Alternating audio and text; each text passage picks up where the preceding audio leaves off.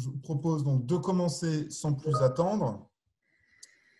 Alors, le programme de ce webinaire. Alors, dans un premier temps, donc, je vais vous présenter Solutions & Co, donc l'agence de développement économique des Pays de la Loire, ainsi que le Technocampus Smart Factory, donc situé à Montoire de Bretagne.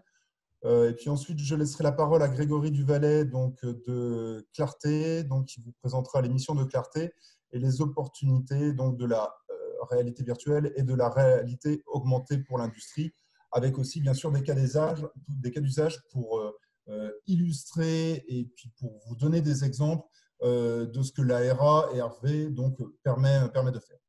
Et enfin, donc dans un quatrième temps, donc Ségolène Hus de Solutions & Co vous présentera les différents dispositifs d'appui régionaux, notamment pour des projets d'innovation ou d'investissement numérique. Voilà. Alors, Solutions & Co, donc, comme je le disais, c'est l'agence de développement économique des Pays de la Loire qui a pour objectif de mettre en œuvre des solutions intégrées donc, afin de faciliter le développement des entreprises et des territoires de la région. Nous avons deux missions. Donc, la première, c'est de faciliter l'implantation de nouvelles entreprises sur le territoire et la seconde, de contribuer au développement des entreprises qui sont déjà installées. Nous intervenons autour de 4 domaines d'activité stratégiques, donc le tourisme, avec l'objectif d'augmenter la fréquentation touristique régionale, le domaine d'activité du développement international, donc c'est l'accompagnement des entreprises dans leur internationalisation, leur développement en Europe et au-delà. L'innovation et les mutations économiques, donc accompagnement donc sur les projets d'innovation par des aides financières, par de la mise en réseau, la collaboration avec les partenaires privés, publics du territoire. Et enfin, donc, le quatrième domaine, donc territoire et entreprise. Donc, il s'agit de valoriser les compétences, tous les atouts du territoire régional, donc au niveau national, mais aussi au niveau européen. Pour vous donner un ordre d'idée, Solutions & Co, l'année dernière, donc, a accompagné plus de 900 entreprises donc, sur ces différents volets. Alors, rapidement, donc, je vais vous présenter donc, la première mission, qui est la mission d'accompagnement des entreprises qui souhaitent s'implanter sur le territoire. Donc, Solutions & Co a vocation donc, à faire la promotion de la région donc, comme premier choix en matière d'accès au marché français et européen. Donc, on est dans une logique de valorisation, de marketing territorial des atouts de la région au niveau national et au niveau européen.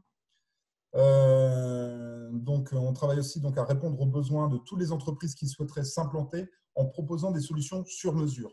Donc, adaptées aux besoins de l'entreprise, que ce soit sur les aspects immobiliers, en ce qui concerne les aides financières, sur des sujets de recrutement ou encore de relations avec le partenaire.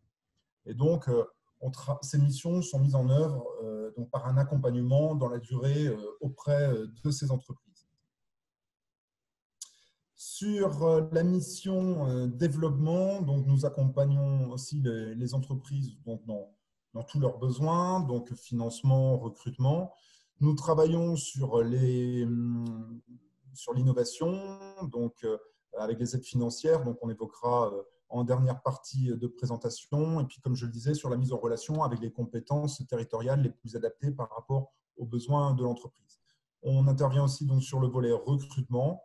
Et on a aussi donc pour mission de booster la compétitivité des entreprises et des territoires en anticipant et en prenant en compte et en anticipant les mutations économiques auxquelles font face aujourd'hui les entreprises et donc les territoires.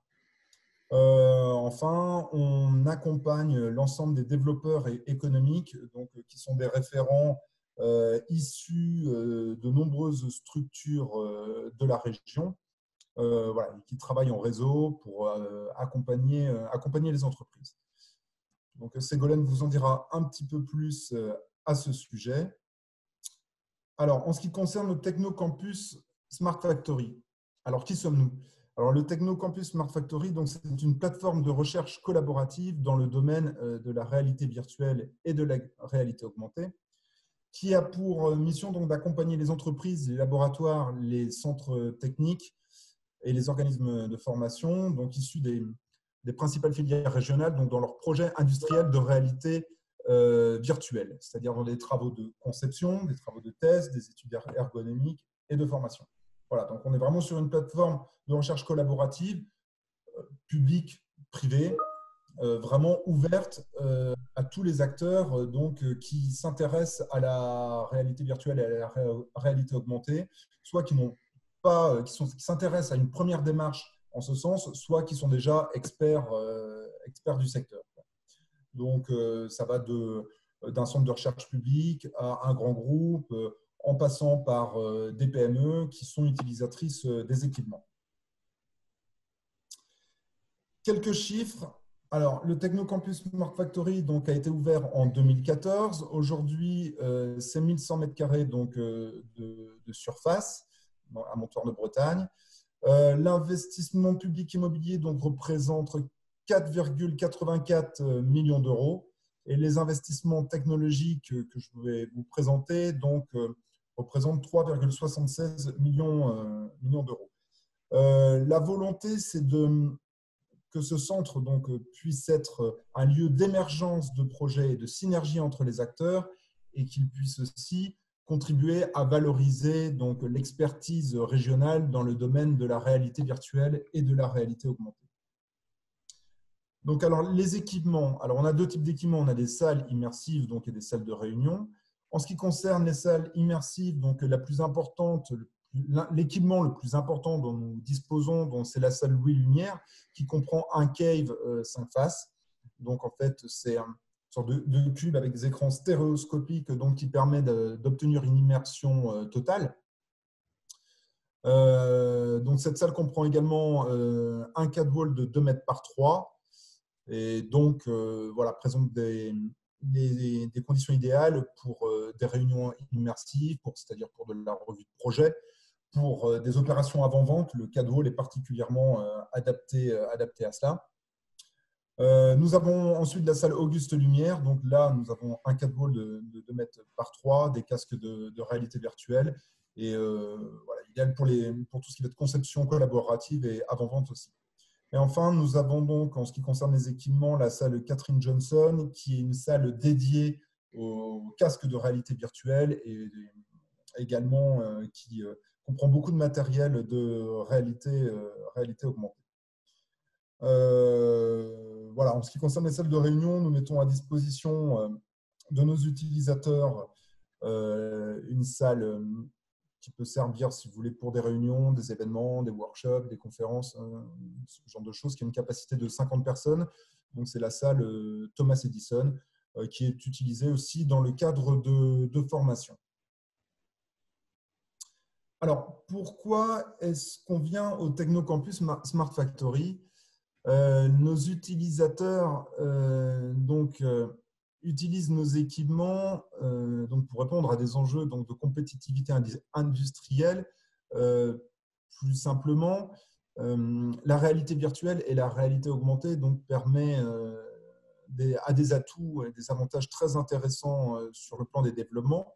Il permet d'une part d'éviter les maquettes physiques, d'anticiper les défauts de conception, d'optimiser les opérations de maintenance et de former rapidement et à moindre coût les collaborateurs. Voilà, ce sont les 4 raisons principales qui font que les gens viennent utiliser nos équipements au Technocampus, que ce soit le cave, que ce soit les casques de réalité virtuelle, que ce soit l'utilisation des catwalks. Donc, on est vraiment quand même dans ces 4 raisons-là, à la fois en amont d'un projet de recherche, comme en aval sur des aspects plus déploiement, voire et avant-vente. Les filières d'excellence donc, de nos utilisateurs au Technocampus, donc, ils sont principalement issus donc, des énergies renouvelables, du secteur du bâtiment, du secteur naval et de l'aéronautique. Voilà, là vous avez un aperçu donc, des utilisateurs du Technocampus Smart Factory. Donc on retrouve Airbus, STX, Alstom, donc des industriels. On retrouve aussi des centres de recherche donc, et des centres de ressources technologiques comme Clarté, l'IRT Jules Verne, le CEA Tech, des collectivités locales, donc Nantes, le port de Nantes Saint-Nazaire, des PME comme Créasainte, des grands groupes comme MAN Diesel et Turbo, MCS Cruises, ou encore des agences d'architecture comme l'agence COST. Le Technocampus Smart Factory s'inscrit dans un réseau plus global de technocampus qui sont, comme je le disais, donc des plateformes de recherche collaborative qui, eux, se focalisent plus sur d'autres thématiques. Donc, on va retrouver le Technocampus Océan, donc, qui se focalise donc, sur l'industrie maritime de futur, donc Smart Factory sur la RA et la RV. Le Technocampus électronique et IoT, donc, qui travaille sur l'électronique de demain, le Technocampus alimentation, donc sur l'agroalimentaire, et enfin le Technocampus composite, donc, qui concerne donc tout ce qui est procédé composite. Voilà, alors vous avez sur cette slide donc, mes coordonnées ainsi que celles de Ségolène, donc de Solutions Co, et de Grégory Duvalet, donc de Clarté. Donc, les présentations vous seront remises donc, suite à ce webinaire. Donc, voilà, nous restons à votre disposition. Si vous avez des questions, n'hésitez surtout pas. Et je laisse donc la parole à Grégory Duvalet, donc, qui vous présentera les enjeux, le fonctionnement et les opportunités de l'ARA et de l'ARV. Grégory, à Oui, toi la main. donc bonjour à tous. Donc, je suis Grégory Duvalet, je suis conseiller technologique en réalité augmentée, réalité virtuelle pour Clarté. Alors, hop, je vais partager mon écran. Donc aujourd'hui, Clarté, c'est ce qu'on appelle un CRT, un centre de ressources technologiques. Il y en a à peu près 70 en France. Ce sont des centres qui, c'est un label qui est donné par l'État et qui permet aux entreprises, notamment celles qui ne peuvent pas faire de la R&D en interne, d'accéder à de la R&D. Et donc, il y en a 5 dans le numérique et nous sommes le seul sur les technologies immersives de réalité augmentée, réalité virtuelle. Donc, on existe depuis 1996, on est un statut d'association et nous avons une expertise en réalité virtuelle depuis 1998, en réalité augmentée depuis 2008 et depuis 2018, nous avons intégré des compétences en intelligence artificielle qu'on va coupler avec les deux autres technologies de réalité augmentée et de réalité virtuelle. Donc, on va utiliser l'intelligence artificielle sur la visualisation, sur de l'image. Voilà.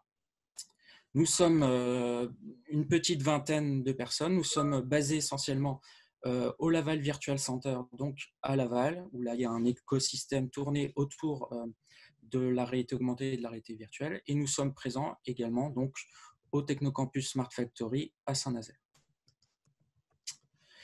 Nos activités, ce sont de ce qu'on appelle, nous effectuons ce qu'on appelle des POC, des preuves de concept autour de ces technologies immersives, mais nous faisons également de l'accompagnement et du conseil, des études de benchmarking sur ces technologies. On peut accompagner sur du cahier des charges, mais l'essentiel de notre activité, c'est de lever des verrous technologiques, de créer des produits innovants. Et on n'a pas forcément vocation à avoir un portefeuille, un catalogue de produits sur étagère. Et quand on a un produit qui est commercialisable, on en fait un transfert de technologie. Voilà, donc quelques exemples de grands groupes avec qui nous menons des programmes de R&D au travers parfois donc, de programmes de recherche nationaux ou européens. Donc là, par exemple, en haut à droite, vous avez un programme pour l'Agence nationale de recherche et le groupe Renault sur de la perception haptique donc, en réalité virtuelle. Donc, qui permet d'immerger les designers et les créateurs d'habitacles automobiles et de pouvoir ressentir les matériaux de manière physique et réelle dans un monde virtuel. Voilà, c'est le type de projet que nous pouvons mener.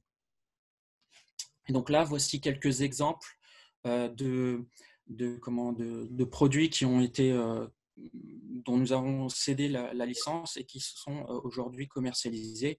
Donc Improve, qui est un logiciel qui permet de visualiser des modèles 3D et de pouvoir donc faire des plans de coupe, avoir des notions de dimension, pouvoir déplacer, saisir les objets, de pouvoir naviguer à l'intérieur de maquettes. Voilà. Nous avons le projet FPIR qui est un simulateur de peinture industrielle et nous avons également un produit XR qui a une collaboration avec le groupe Vinci et les chantiers de l'Atlantique autour de la visualisation en réalité augmentée de plans 3D, donc pour aider, assister les in situ, les employés. Donc, j'ai parlé de réalité augmentée, de réalité virtuelle. On va dire qu'on englobe toutes ces notions dans ce qu'on appelle l'XR, la réalité étendue, et donc qui comprend un peu toutes ces technologies immersives, mais qui comprend aussi ce qu'on va appeler la photo ou vidéo 360, qui ne sont pas vraiment de la réalité virtuelle, mais qui est plutôt une captation de notre environnement réel à 360, qui va être figé pour la photo, qui va être un peu plus dynamique pour la vidéo, mais ça reste assez contraint en termes d'interaction. Et donc, à contrario, on va avoir la réalité virtuelle. Donc, la réalité virtuelle, on est dans un monde qui est entièrement recréé grâce à l'informatique, donc soit dans les bureaux d'études, donc avec un logiciel de CAO type SolidWorks, CATIA, etc. Et dans ce monde virtuel qu'on a recréé, et donc qui peut être fait également par des bureaux d'infographie, des agences 3D, plus peut-être dans le modèle du divertissement, de l'architecture, du jeu vidéo aussi. Et donc, dans ce monde recréé, on va pouvoir se déplacer et avoir des interactions plus ou moins simples qui vont être de saisir un objet, le déplacer, de pouvoir déclencher une action en appuyant sur un bouton ou au passage de notre avatar, par exemple. Donc, c'est ces fonctionnalités, ces interactions que nous allons recréer, essayer de créer, d'attacher des physiques à ces objets pour avoir une immersion plus profonde. Donc là, comme je disais, pour faire de la réalité virtuelle ou de la réalité augmentée, il nous faut des modèles 3D. C'est la base. Et à partir de ces modèles 3D, on va ajuster une physique qui va essayer de recoller le plus proche du réel. Nous avons plusieurs types de dispositifs pour visualiser, pour expérimenter une immersion. Nous avons en haut à gauche donc ce dont a parlé Jean-Guillaume précédemment, le KEV, dont nous disposons un très beau outil au Technocampus. Donc c'est un cube, comme tu l'as dit, une salle immersive avec de la vidéoprojection stéroscopique et donc qui peut être visualisé grâce à des lunettes comme ça, comme dans le cinéma 3D. Et on va pouvoir mettre 1, 3, 4 personnes à l'intérieur et qui vont pouvoir interagir avec la maquette, se déplacer dans la maquette. Donc, leur déplacement va être traqué grâce à des caméras qui sont sur les côtés. Et depuis 2014-2015, on a sur le marché grand public, les casques existent depuis très longtemps, mais plutôt dans le domaine de la R&D. Et alors là, depuis 2014-2015, nous avons des casques qui sont arrivés sur le marché grand public et qui ont un peu plus démocratisé ces technologies de réalité virtuelle, mais qui, pour la plupart encore, nécessitent d'avoir une bonne carte graphique. Donc là, je vous ai mis les grandes familles de casques de réalité virtuelle que l'on peut trouver sur le marché. Donc là, on va avoir des casques à haute résolution, haute définition, donc, qui vont pouvoir afficher jusqu'à du 6-8K, mais qui vont nécessiter derrière d'avoir un PC avec une grosse carte graphique. Et donc, ça va être des coûts, rien que pour le casque, ça va être des coûts de l'ordre de 6 000 à 10 000 $. Ici, on a un peu les casques historiques et qui nécessitent d'avoir, comme dans le KEV, d'avoir des caméras à balayage infrarouge pour repérer la position du casque et des contrôleurs voilà, de l'utilisateur. Et donc, de pouvoir connaître notre position dans l'espace en temps réel. Et puis, voilà, depuis quelques temps est apparu les casques avec un système de tracking qui est intégré au casque, donc avec des caméras qui sont à l'intérieur du casque et qui, via un algorithme, vont reconnaître les contrôleurs grâce à des systèmes lumineux et qui vont reconnaître les déplacements par rapport aux objets qui sont à l'intérieur de la salle, par rapport au mur. Et donc c'est un peu moins précis, mais ça s'améliore largement. Et puis, on a également des casques dits standalone, dits autonomes. Et donc, pareil, la puissance augmente, la définition augmente, mais il faut savoir qu'à la base, ce sont des puces équivalentes à celles que l'on trouve dans les smartphones. Et donc, du coup, c'est pour ça que l'animation, que le graphisme va être un peu moins perfectionné que celui que l'on retrouvera dans un casque qui va être relié à une carte graphique d'un PC. Voilà.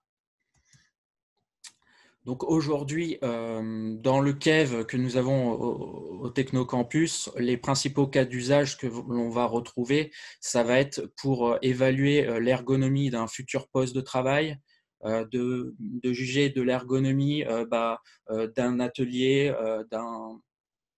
d'une chaîne de montage dans une usine. Et on va pouvoir anticiper les TMS, les troubles musculo-squelettiques. On va pouvoir anticiper les passages, les flux, et qui vont être très utiles et ça va permettre d'éviter des coûts dus à des erreurs et d'anticiper voilà, ces erreurs ou les choses qu'on n'aurait pas vues si on n'avait pas pu travailler à échelle 1 et en temps réel. C'est vraiment l'avantage de ce genre de dispositif. C'est aussi les avantages que l'on va retrouver dans la conception, dans la revue de projet, dans l'aide au design. Et on a un dernier cas qui va être que l'on retrouve également au Technocampus dans le KEV, ça va être de pouvoir convaincre un investisseur. Donc, je suis architecte, j'ai mon modèle de nouveau bâtiment et on va justement accentuer sur les ombres et lumières, sur les textures, sur les matériaux. On va vendre un produit qui va coller au plus proche de la réalité. Et donc, du coup, on va avoir du très joli, j'ai envie de dire. Et par contre, voilà, quand on est sur de la revue de projet, de l'aide au design, on va moins s'intéresser à ce que le tuyau qui passe en haut, il est la texture vraiment très très proche d'une tuyauterie avec des reflets, tout ça. Au final, on s'en fiche. Ce qu'on souhaite, c'est plutôt voir si l'ouvrier va pouvoir passer, si on va avoir la taille pour repositionner une chaudière, si on fait de la maintenance avec une clé. On va pouvoir ouvrir une trappe. Voilà, c'est à cela qu'on va s'attacher dans ces cas d'usage. Donc ici, je vous ai mis quelques exemples d'interactions que l'on peut avoir en plus grâce à ces expériences immersives. Donc, on ne va pas jouer que sur le visuel, on va pouvoir jouer donc, avec des contrôleurs qui vont nous permettre de saisir, comme je le disais, de déplacer des objets, de les contrôler. On va pouvoir également travailler sur du son spatialisé, sur des systèmes de déplacement, sur de l'haptique, c'est-à-dire donner la sensation du toucher et d'avoir des retours de force. Donc là, j'ai parlé d'une clé, par exemple. Et donc, si d'avoir de la difficulté, de ressentir la difficulté quand on va jouer sur une clé, si on faisait une simulation d'un chirurgien, d'avoir la sensation, si on va avec un scalpel sur le corps d'un patient, de pouvoir ressentir cette difficulté qu'on va sentir au contact physique. Voilà. Et donc là, j'ai parlé de réalité virtuelle, et à contrario, nous avons la réalité augmentée. La réalité augmentée, l'utilisateur est dans son environnement réel, dans le contexte d'un atelier, d'une usine, dans des bureaux, dans une salle de formation, et on va permettre à cet utilisateur d'avoir une information complémentaire. On va essayer de l'assister avec une information qui va être de l'ordre peut être juste du son, mais qui va être une ligne de texte, qui va être un fichier PDF, qui va être une vidéo, jusqu'à des systèmes plus complexes où on va avoir une modélisation 3D, on va avoir une cinématique d'un modèle 3D. Et donc, le but dans le domaine de l'industrie, c'est d'assister, de faire en sorte que la tâche d'un opérateur soit améliorée, soit simplifiée. On a plusieurs types de dispositifs pour visualiser ce type d'expérience. On a en haut à gauche les casques ou lunettes de réalité augmentée. On a des smartphones, des tablettes. Donc, on va passer par la caméra et l'écran. Et enfin, on va avoir des systèmes avec un vidéoprojecteur couplé à un PC et qui vont nous permettre de juxtaposer, de superposer le virtuel sur le réel. Et donc ça peut être très pratique opérateur sur une chaîne d'assemblage, de montage, ou pour faire du contrôle qualité. On va superpositionner le modèle réalisé, le modèle de conception sur le modèle réel. Et donc, on va pouvoir comparer, on va pouvoir aider l'opérateur à comparer le système de conception sur le système réel, et donc d'aller chercher les erreurs potentielles. Donc là, je vous ai mis donc les grandes catégories où on va retrouver ces technologies. Ça va être sur la prévention des risques et la formation, sur la revue de conception, sur l'assistance à la vente, l'événementiel, sur le contrôle qualité, le contrôle d'exploitation, la logistique et la maintenance. Donc, maintenant, ce que je vais vous proposer, c'est de voir quelques cas d'usage, donc avec des vidéos. Donc ici, par exemple, dans le cadre de la prévention des risques, l'idée, c'est de pouvoir éviter, grâce à la réalité virtuelle, de prendre des risques. Je m'explique. Quelqu'un qui va passer une formation à la sécurité électrique, par exemple, sur un certificat, on va pouvoir, s'il n'a pas mis ses équipements de protection, on va pouvoir l'électrocuter. Sur du travail en hauteur, comme c'est le cas sur cette application, c'est de montrer que si on ne s'assure pas, si on ne s'équipe pas de manière sécurisée, on va pouvoir tomber. Et on va montrer qu'on peut tomber. Et on va faire tomber la personne. Donc là, on est la personne est sous un casque. Donc, nous, on a équipé ces casques de micro. Et donc, il dit à son collègue qui est dans le chariot élévateur de monter, avancer, reculer. Donc, il y a une commande vocale. Et puis, comme ça peut être le cas, la personne dans la cabine va mal comprendre le message et à un moment va trop monter ou trop aller à droite ou trop aller à gauche.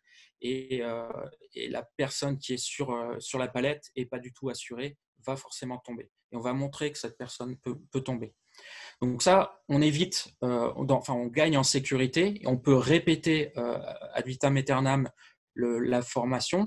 On peut, et donc du coup, question coût et mobilisation avec un formateur, avec des équipements, avec le lieu également pour faire la formation, on a un gain évidemment assez marqué. Je vais sur des notions de formation, c'est très utile pour apprendre le bon geste. On va pouvoir de cette manière répéter un bon geste à acquérir, parce que du coup, avec les caméras qui traquent les contrôleurs ou le geste de l'opérateur, on sait précisément où se positionne sa main, où se positionne son outil, et on va permettre et on va savoir s'il effectue le bon geste. Donc là, on est sur de la peinture industrielle. Donc c'est un outil qu'on a fait pour un consortium qui était une entreprise de peinture industrielle et un organisme de formation. Et donc, on va de manière très poussée avoir l'orientation de la buse, on va pouvoir jouer sur la pression, on va pouvoir jouer sur l'orientation de la main. Par exemple, c'est très important si on fait de la peinture métallique. Et donc là, du coup, on évite aussi des déchets. Donc là, le coût de peinture voilà, qui est lié, usé, utilisé seulement pour la formation, et ben, on évite ce coût. On évite de monopoliser trop de temps l'atelier pour de la formation. Donc, voilà. Et pareil, pour les formateurs, on va pouvoir les faire intervenir que sur du reporting et pas pendant toutes les phases de répétition d'un geste. Donc là également, on est sur de la réalité augmentée, mais plus sur de découvrir un nouvel outil, et on va pouvoir permettre à l'opérateur de faire une formation étape par étape. Donc c'est très utile pour avoir un mode opératoire et de faire étape par étape tout en étant devant un équipement que l'on ne connaît pas forcément, et on va pouvoir démystifier cet équipement et pouvoir apprendre son utilisation, mais in situ. Donc ça évite de se balader avec un mode opératoire en permanence. Aussi, donc là, j'en ai parlé également, c'est de pouvoir évaluer l'ergonomie d'un poste de travail. Donc là, c'est ce qu'on effectue sur cette. Donc là, c'est effectué dans un cave, ou ça peut être fait sur un CAD-wall. Et l'idée, c'est d'équiper l'utilisateur avec tout un tas de trackers, pas seulement ceux qui sont normalement sur les lunettes ou sur le contrôleur, le joystick de l'opérateur, mais on va en avoir sur toutes les articulations du corps. Et donc, du coup, on va connaître les déplacements du squelette précis de l'opérateur. Donc dans l'assistance à la vente, c'est aussi des équipements qui se retrouvent de plus en plus. Là, je vous ai montré l'exemple d'IKEA dans lequel on place les produits du catalogue directement chez soi. Mais aujourd'hui, des artisans qui vendent des portails, des stores, des vérandas, et qui n'ont pas… Par exemple, je vends des vérandas, je suis vendeur, et que je veux montrer directement le produit chez le client, je ne vais pas forcément me balader avec ma véranda et ça va être très compliqué. Alors que je peux le faire avec mon smartphone, ma tablette, et je vais pouvoir projeter directement pour le client à peu près à quoi ça va ressembler. Je vais pouvoir éventuellement changer la couleur des stores, le tissu, l'amplitude du store. C'est des choses sur lesquelles on va pouvoir jouer. Donc là, je vous ai montré quelques cas d'usage. Si vous avez d'autres questions par rapport à votre secteur ou à votre domaine d'activité, n'hésitez pas à revenir vers moi. J'ai beaucoup de cas d'usage. Et puis, si vous avez un projet en tête, n'hésitez pas à venir m'interroger dessus. Je viendrai vous conseiller avec grand plaisir. Je vais maintenant rendre mon partage. Hop, et je vais repasser la parole à Ségolène ou à Jean-Guillaume. Merci Grégory pour cette présentation. Donc maintenant, je laisse Ségolène Hus donc, de Solutions & Co donc, présenter les dispositifs d'appui régionaux. Oui, bonjour à tous. Donc moi, je suis Ségolène Hus de Solutions & Co. Je reprends donc mon support. Bon, là, vous le voyez. C'est bon, Grégory, vous voyez mon support? En plein écran. Oui, c'est bon. Oui. Ok, c'est parfait. Donc, je fais ça tout de suite. Donc, alors, En fait, moi, je suis Ségolène Hus, donc Solutions Éco. Je suis développeur économique sur la Loire-Atlantique. Mon rôle, c'est donc d'accompagner les entreprises qui sont sur le territoire dans leurs projets de développement, ou alors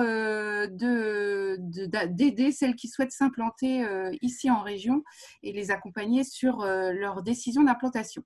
Je viens là aujourd'hui vous présenter différents dispositifs d'aide de la région des Pays de la Loire et de BPI qui pourraient vous être très utiles sur ces projets de réalité virtuelle, réalité augmentée, parce qu'ils vont pouvoir vous accompagner dans l'investissement de solutions logicielles ou dans l'interfaçage de solutions avec vos systèmes présents en entreprise, et puis peut-être dans des projets de R&D, et notamment si vous vous faites accompagner par Clarté pour un projet de développement d'un sujet spécifique à votre activité.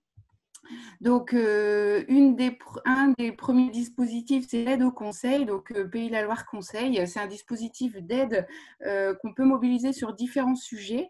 Son principe, c'est de faire appel à un prestataire extérieur et d'avoir une subvention de 50% pour couvrir ses frais, jusqu'à 15 000 € d'intervention par la région, donc avec des dépenses minimum de 3 000 € hors taxe. L'idée là, c'est notamment pour l'appropriation des usages du numérique à forte valeur ajoutée, de vous accompagner sur un audit d'entreprise et la rédaction d'un cahier des charges ou une aide au choix de solutions numériques. Et donc, pour tout ça, vous pouvez mobiliser ce Pays de la Loire Conseil. Il est dédié aux entreprises de moins de 250 salariés et de moins de 50 qui réalisent moins de 50 millions de chiffre d'affaires, donc TPE, PME, et qui ont plus de 2 ans d'existence. La demande se fait directement en ligne sur la plateforme des aides de la région. Donc, je vous ai mis sur le support le lien. Donc, c'est bien paysdelaloire.fr. Ensuite, une fois que vous savez à peu près quel type de solution vous souhaitez acquérir, à ce moment-là, vous pouvez être aidé également par la région. Alors là, j'ai mis le Pays de la Loire Investissement Numérique, qui est un dispositif d'aide pour les entreprises de moins de 50 salariés qui réalisent moins de 10 millions de chiffre d'affaires. Il existe d'autres sujets dans le cadre de l'AMI Industrie du Futur, d'autres dispositifs aussi pour vous accompagner dans ces acquisitions. En tout cas, ce dispositif donc, pour les petites entreprises vous permet de financer un logiciel à forte valeur ajoutée qui va permettre d'intégrer dans l'entreprise, peut-être un logiciel de 3D, l'interfaçage avec les logiciels que vous avez ou le matériel que vous avez déjà dans l'entreprise. Donc là, le minimum de coût admissible, c'est 5 000 €. Donc, c'est pour des investissements quand même conséquents, avec une intervention de la région à hauteur de 50% et donc une subvention plafonnée à 15 000 €. Là, l'idée, dans les coûts admissibles, il y a l'achat du logiciel ou la location sur un an. Il y a la formation, si elle n'est pas prise en charge par l'OPCO, pardon. Il y a la maintenance aussi sur un an qui peut être intégrée, et il y a aussi cette prestation d'interfaçage si besoin, d'installation d'interfaçage. Voilà. Ensuite, ça c'est plus pour l'acquisition de logiciels. Ensuite, vous pouvez tout à fait être accompagné plutôt sur le projet d'innovation et de développement de solutions un peu spécifiques à votre activité. Et justement, en ayant recours avec un expert comme Clarté sur le sujet de la réalité virtuelle, réalité augmentée. Donc là, vraiment pour intégrer un support directement qui concerne votre activité. Donc là, on s'adresse par exemple avec le PL2I, qui est une aide aux projets innovants, aux entreprises primo-innovantes, donc de moins de 50 salariés, ou même aux particuliers qui ont un projet de création d'entreprise innovante autour de ces sujets, par exemple, de réalité virtuelle réalité augmentée. Donc là, l'intervention se fait en subvention également, à hauteur de 70% d'une prestation extérieure, avec un maximum d'intervention de 7 000 €. Il faut savoir que là, le PL2I, c'est une aide qu'on peut solliciter auprès donc, de la région et de BPI, mais il faut passer par un membre du réseau de développement de l'innovation pour déposer cette demande d'aide, dont je fais partie, dont Grégory fait partie également. Voilà. Ce que je peux vous dire, je dirais qu'il y a plein d'autres dispositifs qui peuvent vous accompagner sur ces sujets d'innovation. Le tout, c'est peut-être de savoir exactement ce que vous souhaitez faire et puis de nous solliciter, développeurs économiques, sur la région. Donc, on est une quinzaine sur la région. Donc, de nous solliciter directement pour voir comment vous accompagner au mieux en fonction de la situation de votre entreprise et puis en fonction de vos projets d'investissement. Voilà. Donc, je vous relaisse nos coordonnées sur la slide suivante et je redonne la parole à Jean-Guillaume. Merci beaucoup, Ségolène. Et merci à vous donc pour d'avoir participé.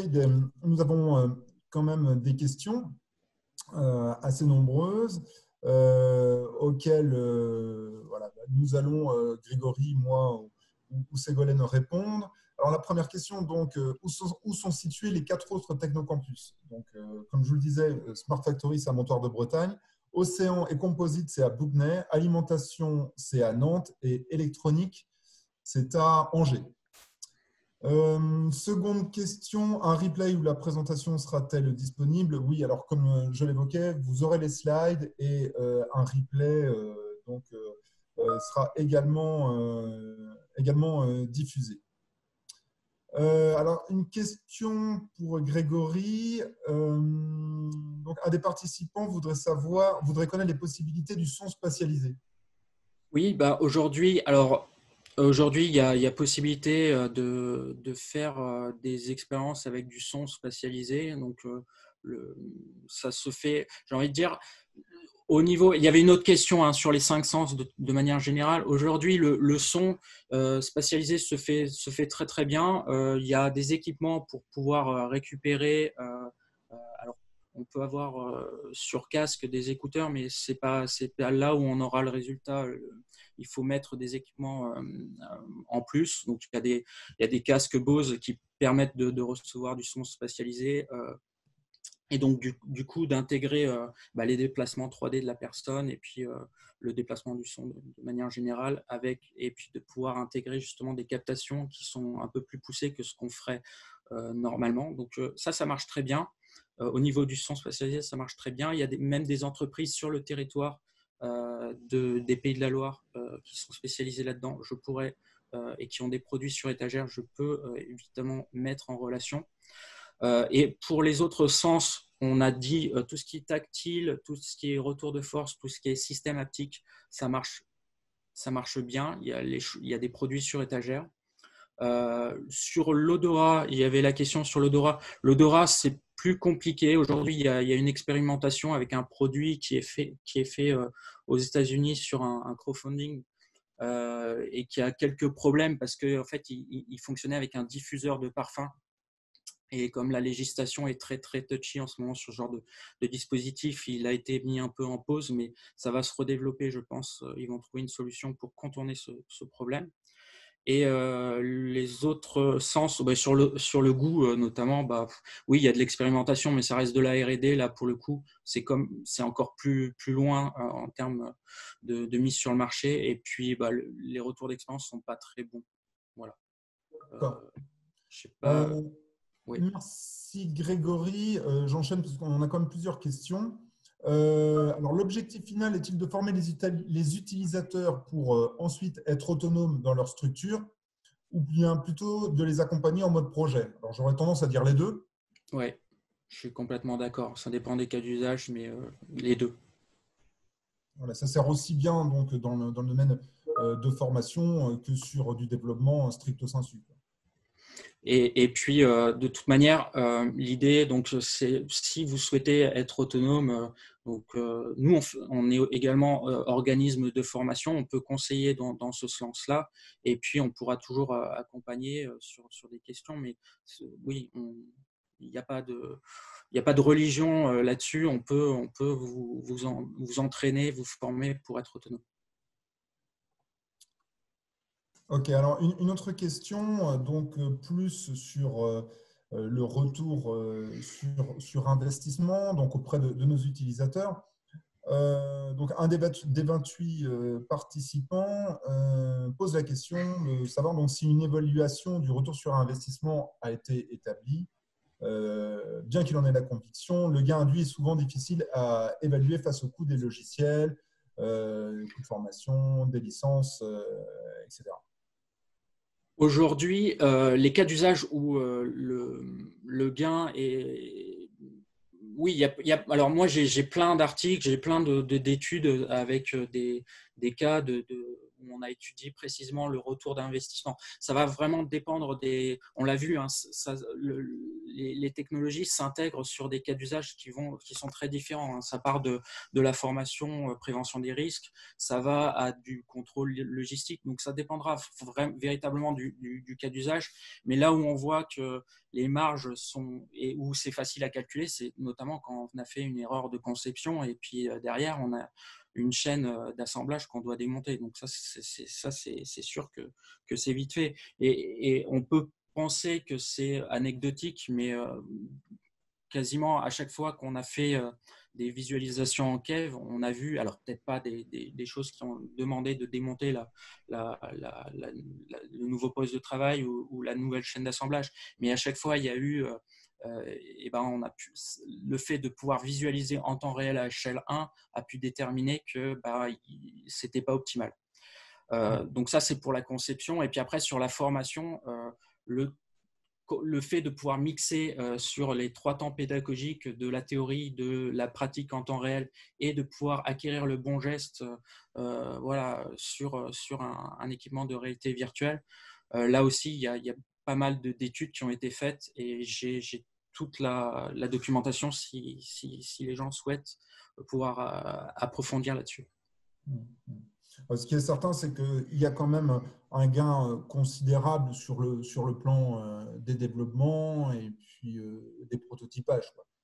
Oui, aujourd'hui, ne serait-ce que par exemple sur de la conception d'IHM ou de nouveaux équipements, de pouvoir tester ou entraîner avant de réaliser un prototype physique, un premier prototype physique, de pouvoir déjà s'entraîner sur un prototype virtuel, c'est du gain de temps et parfois et souvent du gain d'argent. Oui, oui. Et puis là, on parle juste de visualiser, mais on peut également entraîner en virtuel sur des prototypes. Donc oui. Alors, autre question, dans le cadre d'une revue ergonomique, quel type de rapport est-il possible de conserver? Dans tous les cas, oui, il y a la possibilité de faire des screenshots, des enregistrements, des vues qui sont réalisées. Et quand on fait de l'évaluation ergonomique, on va éditer un rapport parce que donc là, il y a une couche logicielle qui va montrer la visualisation. Rouge, le geste n'est pas bon, vert, il est bon. De manière générale, voilà, on aura un rapport qui va être avec des captures vidéo, des screenshots de l'évaluation. D'accord, merci. Comment les entreprises peuvent accéder au service du Technocampus Smart Factory et de Clarté? À quel coût? Bon, là, j'invite donc la personne qui a posé la question, comment dire, à aller voir déjà sur notre site, donc technocampus-smart-factory.fr, et puis sur lequel figurent donc nos tarifs actuels. Voilà. Et puis on pourra prendre contact avec vous pour échanger sur votre projet, sur votre besoin. Voilà. Ça va varier en fonction des projets là-dessus. C'est vrai que entre déjà une visualisation et un développement R&D, il y a pas, l'échelle est très très large, donc ça dépendra. Est-ce que, alors un des spectateurs voudrait savoir si l'on travaille avec des écoles et des établissements d'enseignement supérieur, notamment sur l'utilisation de la RA ou de la RV pour les étudiants.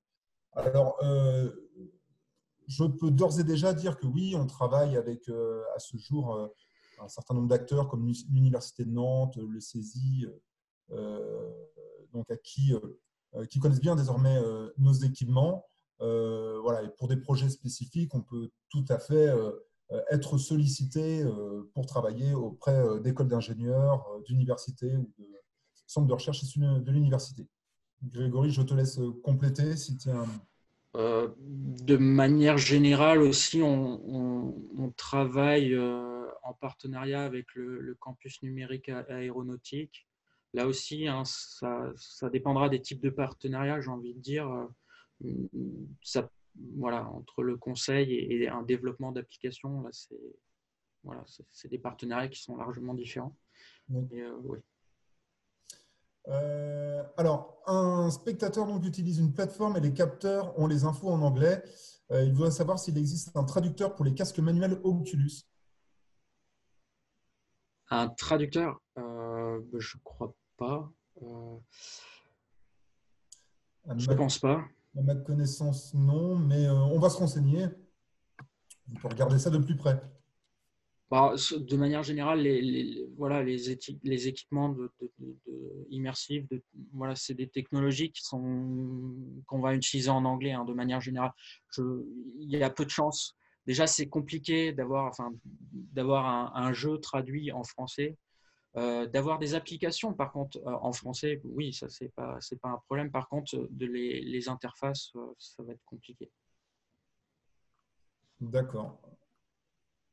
Alors, une question d'une spectatrice, en fait, ça rejoint un petit peu la question qui a été évoquée précédemment sur l'auditif, donc sur le son. La spectatrice voulait savoir s'il y a des performances ou des fonctionnalités qui permettent de restituer, outre le son, l'odorat, le toucher ou le goût. C'est ce que je disais tout à l'heure, hein, le goût, les développements R&D qui ont été effectués, les résultats sont pas, enfin voilà, il faut que ça reste de la R&D, on continue. Sur le son, ça marche bien. Sur tout ce qui est système haptique de toucher, ça marche bien. Après, ça dépendra, voilà, précisément de ce que l'on souhaite faire. Et puis au niveau de l'odorat, voilà, c'est ce que je disais, il y a des systèmes qui sont en train d'être testés. Donc, c'est sur la base de diffuseurs de parfums. Hein, donc, on a une base. Donc, c'est des dispositifs qui se mettent en général sous un casque et on va avoir, je ne sais pas, entre 5 et 10 parfums et qui vont commencer avec une résistance à diffuser le parfum, à chauffer le parfum. Et en fonction de comment on va avoir programmé l'application et le déclenchement, je ne sais pas, on a un feu qui se déclenche et donc du coup, on va avoir une odeur de brûlé qui va apparaître. Donc ça existe. C'est sûrement plus développé que ce qu'il y a au niveau du goût. Mais par contre, voilà, il y a des problèmes de législation qui sont les mêmes que pour les cigarettes électroniques. Et donc, c'est pour ça que pour l'instant, c'est un peu en pause. Une autre spectatrice demande quel est le niveau de résultat. Je pense que ça fait un petit peu référence à ce qu'on évoquait quelques minutes auparavant sur la question du retour sur investissement. Bon, ce sont quand même des technologies de pointe qui, bon, à ce jour, sont utilisées, en tout cas au TCSF, quand même par de gros acteurs. Donc, comme je disais, Airbus et les chantiers, mais aussi par des PME qui sont très aux pointes sur ces technologies-là. Bon, je vais laisser Grégory compléter ma réponse, mais c'est surtout des technologies qui sont très intéressantes quand on a déjà un projet déjà clairement identifié, bien spécifique, auquel les technologies vont permettre de répondre de manière performante. Pour compléter, ce que je peux dire, c'est que les deux technologies ne sont pas sur les mêmes courbes d'apprentissage. On va dire que la réalité virtuelle est beaucoup plus stable, même si parfois les logiciels qu'on utilise peuvent paraître pour l'utilisateur grand public pas encore assez stable, mais c'est plutôt pas mal stable. On n'est pas sur la même courbe pour la réalité augmentée. On va être plus encore sur des cas de développement. On n'est pas sur un déploiement massif de la technologie. Aujourd'hui, la technologie, on la retrouve déployée, j'en parlais, hein, sur l'application IKEA pour positionner ses meubles. On va la retrouver sur Snapchat, sur Pokémon Go, plutôt dans le domaine du jeu vidéo. Donc ça, les usages pour le domaine industriel, pour le domaine professionnel augmentent, mais on ne peut pas dire que pour l'instant, c'est un déploiement massif. Par contre, les cas d'usage, on les connaît. Hein. Ça va être ce que je disais, ça va être d'assister dans la vente. Ça va être de faire du contrôle d'IoT, d'objets connectés. Ça va être d'assister pour voir des zones de collision entre le virtuel et le réel. Donc, je positionne un objet virtuel et je veux voir s'il rentre bien dans le réel et s'il ne va pas venir en collision avec un mur existant, avec un autre objet existant.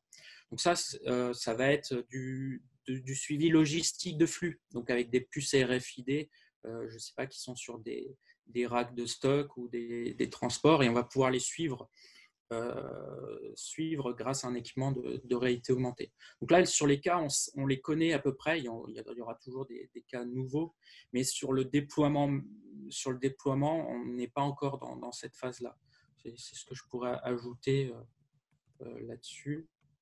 Et puis, après, on est sur juste rajouter qu'on est toujours sur des technologies qui sont considérées comme innovantes et même dans les usages, dans les services. Donc, il ne faut pas se limiter. Et puis, si on a des projets, et c'est comme l'a dit Ségolène, hein, c'est des technologies qui, justement, peuvent bénéficier de financement. Donc, pareil, le coût, il ne faut pas que ça soit un frein.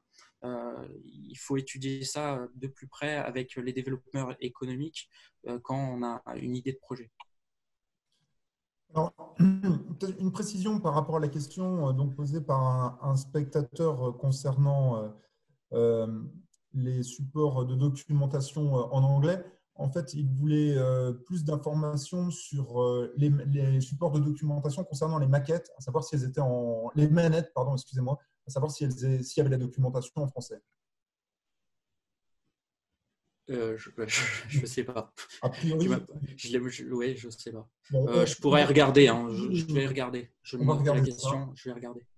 N'hésitez pas à nous contacter à ce sujet. On va regarder ça de notre côté. Et puis, comme je le disais, vous aurez nos coordonnées. Donc, il ne faut surtout pas hésiter à nous contacter. Voilà. Alors, y a-t-il d'autres questions? Écoutez, on arrive au terme de ce webinaire puisqu'il est 15 heures. Écoutez, si parmi les participants, il y a encore une ou deux questions, nous sommes tout à fait disponibles pour y répondre.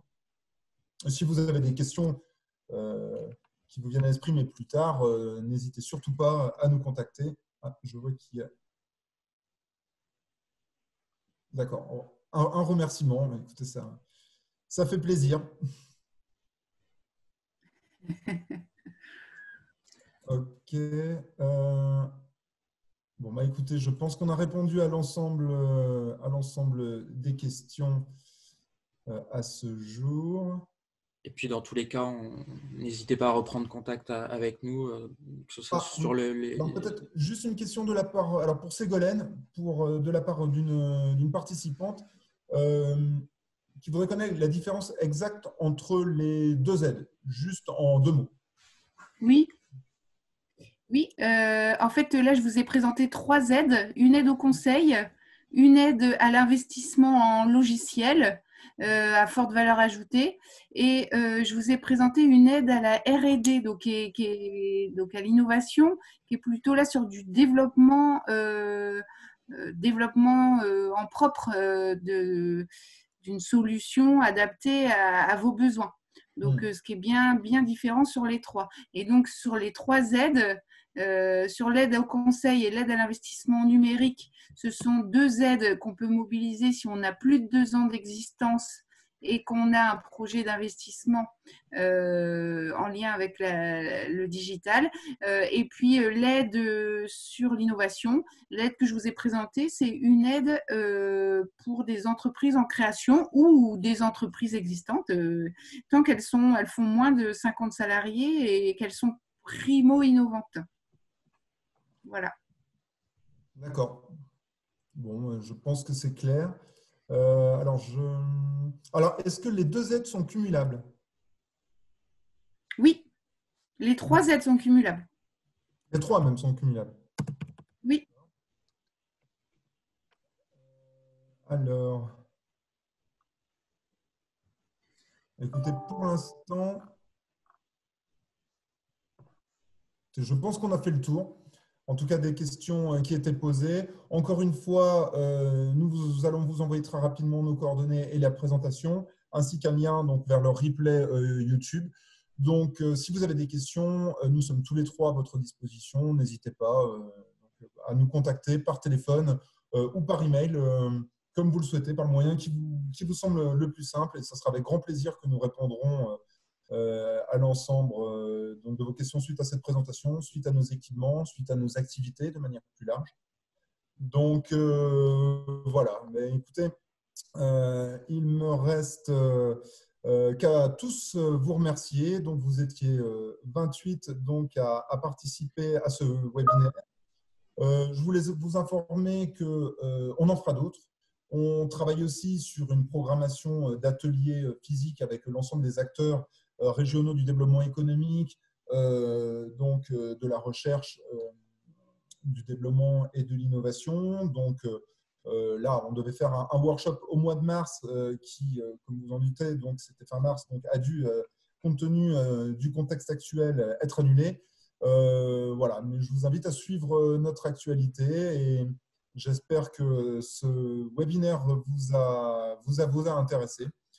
Et puis, je vous souhaite une bonne journée à tous. À bientôt. Merci.